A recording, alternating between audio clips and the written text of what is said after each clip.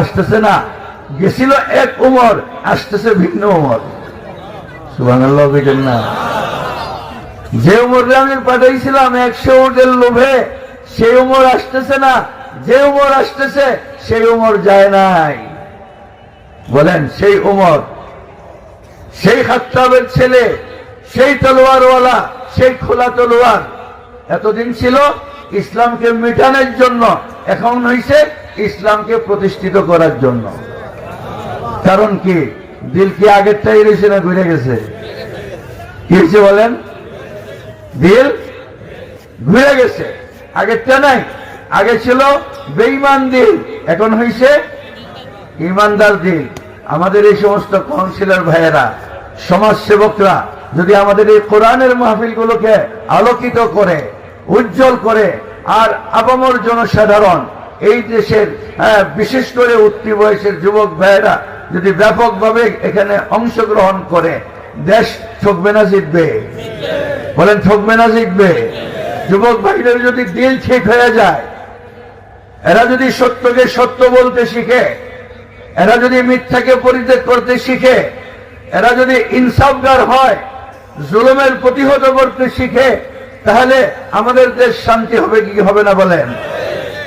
এই দেশটা শান্তি হবে, এই দেশের নাগরিক শান্ত হবে, পরবর্তী জেনারেশন সুন্দর পাবো, সুন্দর একটা সোনার স্বপ্নের বাংলাদেশ পাবো। ঠিক কিনা বলেন? স্বপ্নের সোনার বাংলাদেশ পাবো। এই জন্য আমি ধন্যবাদ জানাই, দিলের থেকে আল্লাহর কাছে দোয়া করি, ও আল্লাহ এই সমস্ত সমাজসেবকদেরকে দিয়া, কাউন্সিলর ভাই সহ যারা আমাদের দেশের নেতৃত্ব দেন, দেশ পরিচালনায় অংশ নেন, দেশের মধ্যে সমাজ সেবামূলক কাজ করেন, এটাও একটা সমাজ সেবা। এবং এটা সবচেয়ে গুরুত্বপূর্ণ সমাজ সেবা যে মানুষের দিলের ট্রিটমেন্ট হচ্ছে, মানুষের দিলের ট্রিটমেন্ট হচ্ছে। বলেন দিল ঠিক হইলেই তো ঠিক হইব, তা না হইলে ঠিক হইব? আমরা বহুত কিছু করি, চুরি ঠেকানোর জন্য আরেকজনকে রাখি, আইডেন্টিফাইয়ের জন্য আরেকজনকে রাখি, তারে পাহারা দেওয়ানোর জন্য আরেকজনকে রাখি, তারে পাহারা দেওয়ার জন্য আরেকজনকে রাখি। কি হয় জানেন?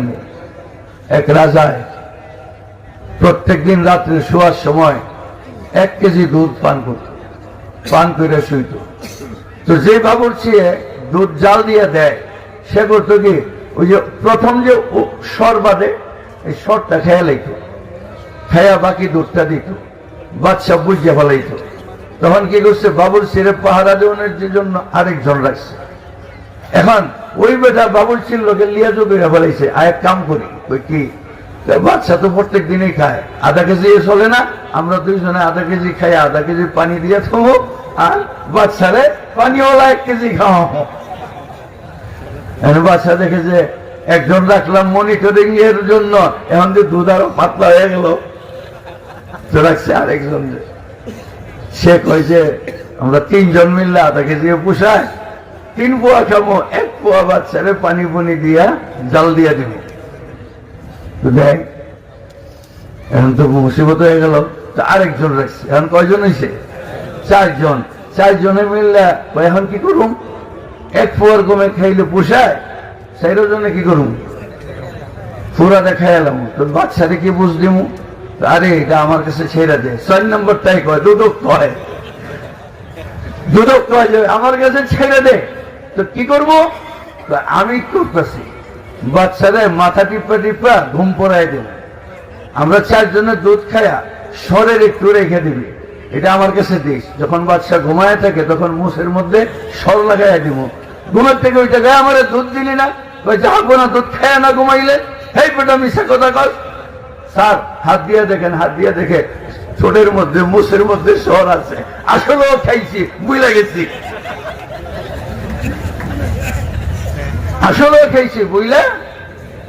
বলেন পাহারাদারের উপরে পাহারাদার, পাহারাদারের উপরে পাহারাদার দিয়া দেশ ঠিক হবে না ইমানদারের উপরে ইমানদার দিয়া দেখছি সবে ঠিক হবে? ইমানদারের উপরে ইমানদার লাগান, দেশ কি হয়ে যাবে? ঠিক হয়ে যাবে। এই সমস্ত বাইরে এই মজলিসে আসার অর্থ হইল যে ইমানের কাজ যেটা, সেটাকে উৎসাহিত করা। এই দ্বীনের আলোচনায়, কোরআনের আলোচনায়, সুন্নাহর আলোচনায় আল্লাহ আল্লাহ রসুলের আলোচনায়, আখিরাতের আলোচনায় মানুষের দিল ঠিক হবে, ঈমান ঠিক হবে। আর ঈমান যদি মানুষের ঠিক হয় তাহলে পাহারাদার লাগবে না। ঈমানদার যদি মানুষ হয়ে যায় তাহলে কি লাগবে না? পাহারাদার। মসজিদে নববীতে সব মালে গনিমত এসে জমা হইত, মালে গনিমত জমা হইতো। বিলাল ছিল পাহারাদার। বলেন ইমানদার ছিল কি ছিল না? কেমন ইমানদার ছিল? রসুল পাক সাল্লাল্লাহু আলাইহি সাল্লাম মেহরাজে যায় ফিরা এসে, ও বিলাল কি আমল করো? এটা কালো মানুষ, মোটা ঠোঁটের মানুষ। এখন তো আলহামদুলিল্লাহ হজ উমরা করতে প্রত্যেকেই সামর্থ্যবানরা যায়, দেখে কালোরা কেমন কালো, মোটা কেমন, ঠোঁট কেমন মোটা হয়, শরীর কেমন বিশ্রী হয়। বেলাল এই ধরনের একজন মানুষ। আল্লাহর নবী মেরাজ থেকে এসে বলেন, ও বিলাল কি আমল করো? কে রাসূলুল্লাহ, কেন? আমি তো জিবরাইলের সঙ্গে জান্নাতে ঘুরতে গেছিলাম, ওখানে তোমার খরমের পায়ের আওয়াজ শুনে আসছি। ইয়া রাসূলুল্লাহ কিছুই করি না, সব সাহাবীরা যা করে তাই করি, তবে ওযু করার সঙ্গে সঙ্গে 2 রাকাত তাহিয়াতুল ওযু নামাজ পড়ে লাই। কিসের সঙ্গে? একটা হলো মসজিদে ঢুকলে তাহিয়াতুল মসজিদ, আমরা সবসময় তো ওযু করে মসজিদে ঢুকি না, বাসায় তো ওযু করি। ওযু করার সঙ্গে সঙ্গে 2 রাকাত তাহিয়াতুল ওযু, ওযু যে করলাম আল্লাহ যে পাক বানায় দিল, এই জন্য 2 রাকাত নামাজ আল্লাহর শুকরিয়া আদায় করার জন্য পড়ি। আল্লাহর নবী বলেন আলাইকা, অর্থাৎ তুমি কিন্তু এই আমল আর ছেড়ো না। বুঝছেননি? তো বিলাল মসজিদে নববীতে গনিমতের মালের সরকারি কোষাগারের পাহারাদার ছিল। হঠাৎ করে একদিন দেখে কে জানি মসজিদে নববীতে ঢুইকা সরকারি মাল চুরি করতেছে, মাল চুরি করতেছে। হযরত বিলাল রাদিয়াল্লাহু তাআলা আনহু দৌড়ে যায়, খাপ করে ধরলেন। ধরে বলে, এই শয়তান বুঝছে না, এইসব গনিমতের মাল, সরকারি কোষাগারের মাল চুরি করছ কে? তো ভাই মাফ চাই, আমারে ছেড়ে দেন, আপনি না ছাড়লে আমি ছুটতে পারব না। হ্যাঁ, এই শয়তান তোরে ছাড়তাম না, তুই চুরি করলি কেন? কর তো হুজুর হাসা কথাই কইছেন, আসলে আমি মানুষ না, আমি তো আসলে শয়তান। সুবহানাল্লাহ কইতেন না? বেলাল কয়, আমারও ধারণা এটাই ছিল, মদিনায় সরকারি কোষাগারের মাল চুরি করার কোনো মানুষ নাই, তুই শয়তান, কি লাগে চুরি করতেছস? তোর মালের কি দরকার? আমি মালের লাগে চুরি করতেছি না। তো কেন? আমি রাইতে চুরি কইরা সকালবেলা এটা মানুষের সামনে প্রচার করতাম যে বেলাল আমানতের খেয়ানত করছে, কাজে আপনাদের দোষী বানানোর জন্য আমি চুরি করতেছিলাম। পরে তোরে ছাড়তাম না, সকালবেলা রসুলের দিয়ে তোরে বিচার করবো। আল্লাহ রসুল ছেড়ে দেন, একটা দোয়া শিখিয়ে দেয়, সেই দোয়া যদি কেউ পড়ে তাইলে আমি আর তার কাছে কোনো জায়গা পাবো না, আমি তাকে আর ক্ষতি করতে পারবো না। বেলাল চিন্তা করে, হের বিচার না কইরা আমি যদি শয়তান থেকে বাঁচার দোয়াটা বয়ে এলাই তাহলে তো ভালো, শিখাইয়া দে। যদি বলেন লা হাওলা ওয়ালা কুওয়াতা ইল্লা বিল্লাহ, তাইলে আমি কাছে ধরে নাই, দৃষ্টির সীমার বাইরে চলে যাই। मेरे प्यारे दोस्तों अजीजों, साहबाए किरामेर जमानाয় তো চুরি করার মানুষ পাওয়া গেছে না, পাহারাদার লাগছে না। রোমের বাদশাহ পাঠাইছে মদিনায়, যে মদিনার বাদশাহ, যেই বাদশার নাম শুনলে আমাদের বড় বড় সেনাপতিরা কাইবা উঠে, সেই বাদশাকে দেখে আসো। আইসা মদিনায় তালাশ করতেছে, তোমাকে বাদশা কেডা? আমাকে কোনো বাদশা নাই। তো বলো কি দেশ চালায় কেডা? দেশ চালায় তো খলিফা। আমরা বাদশা কই না, আমরা কি কই? খলিফা কই, বাদশা কই না, খলিফাই চালায়। আচ্ছা কোথায়? ওই এখন তো ভোরবেলা যায় দেখো আশেপাশের কোন খেজুর গাছের তলায় হয়তো ঘুমায় দিছে, ঠিকই তালাশ করতে করতে ওমর কোথায়, ওমর কোথায়, নাম ওমর।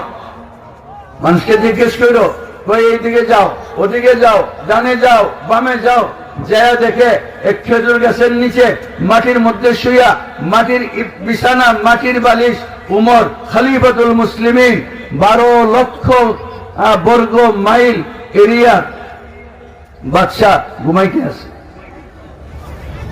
বলছি 2.5 কোটি বর্গ মাইল। কত?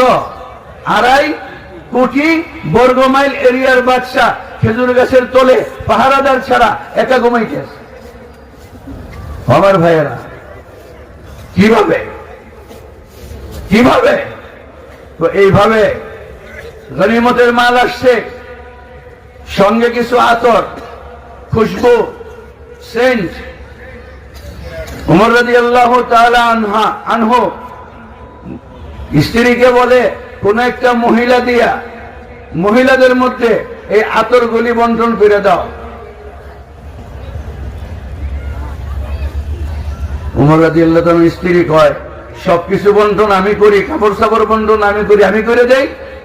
না, তুমি না, অন্য কেউ দিয়ে করাও। আবার বলে, কেন আমি করলে অসুবিধা কি, আমি করে দিই বন্টন? না, তুমি না, অন্য কেউ দিয়ে করাও। কেন আমি করে দেই, আমি করলে অসুবিধা কি? উমর রাদিয়াল্লাহু তাআলা আনহু বলেন, তুমি যে আতরের শিশি নিয়া বড় শিশির থেকে ছোট শিশিতে ঢালবা, অনেক সময় 1 ফুটা 2 ফুটা সাইডে পড়ে যাইব না? পড়লে তোমার হাতে পড়বে না, হাতে পড়লে তোমার গায়ে লাগবে না? আমি উমর চাই না কিয়ামতের দিন এই কথা, এই জবাবদিহিতার সম্মুখীন হই। ও উমর, তোমার স্ত্রীকে আতর বন্টন করতে দিছিলা, সবাইকে দিছিল শিশি শিশি, আর তার গায়ের মধ্যে বন্টনের বাহিরে, হিসাবের বাহিরে তার গায়ের লোকের লেগে আসছিল। আমি উমর এই দায় নিতে চাই না। বুঝেননি? উমর দাঁড়াইছে খুতবা দিতে, উমর দাঁড়াইছে খুতবা দিতে। খুতবা এখনো শুরু করে নাই মসজিদে নববীতে, রসুলের মিম্বরে। কোনার থেকে একজন দাঁড়াইছে, জাহাপনা খুতবাটা পরে দিয়েন, আমার একটা প্রশ্নের জবাব আগে দেন। তো বলো বাবা, কি বলবা?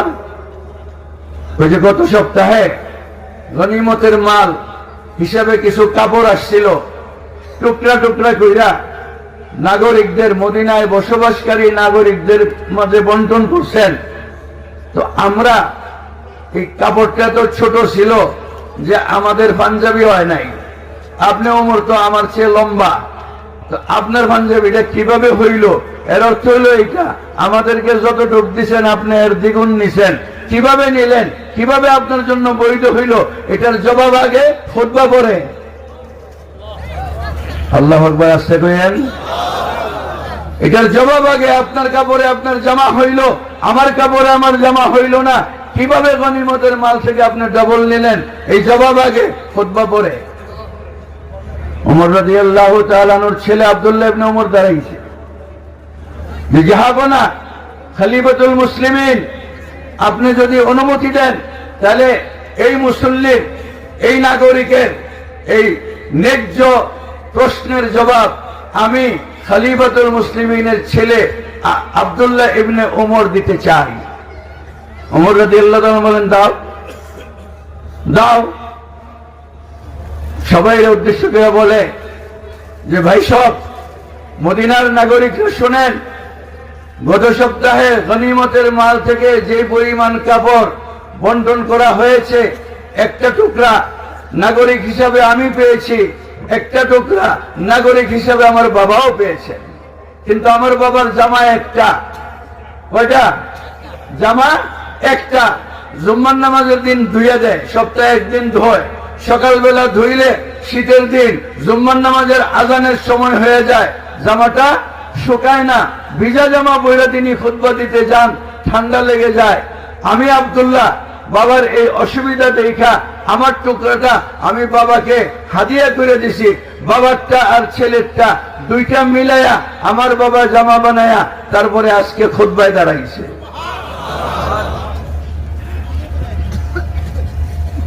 বলেন, আমরা যদি এমন দেশ পরিচালক পাইতাম, এমন শাসক পাইতাম, আজকে ফিলিস্তিন 28,000 মারা গেল, তারপরে আমরা বাইতুল মুকাদ্দাস ফিরে পাইলাম না। এই কয়েকদিনের যুদ্ধে কত হাজার মারা গেল? 28,000 শিশু, কিশোর, কিশোরী, বৃদ্ধ, বৃদ্ধা, যেটা আন্তর্জাতিক আইনে লঙ্ঘন। একমাত্র যোদ্ধা ছাড়া কারো উপরে অস্ত্র কি করা যায় না, প্রয়োগ করা যায় না। আন্তর্জাতিক আদালতে এটা অমার্জনীয় অপরাধ, যুদ্ধ অপরাধ। এই 28,000 ফিলিস্তিনিদেরকে যে শহীদ করা হয়েছে, এর মধ্যে 26,000 হলো অসামরিক নাগরিক। এরপর আমরা বাইতুল মুকাদ্দাস পাইলাম না।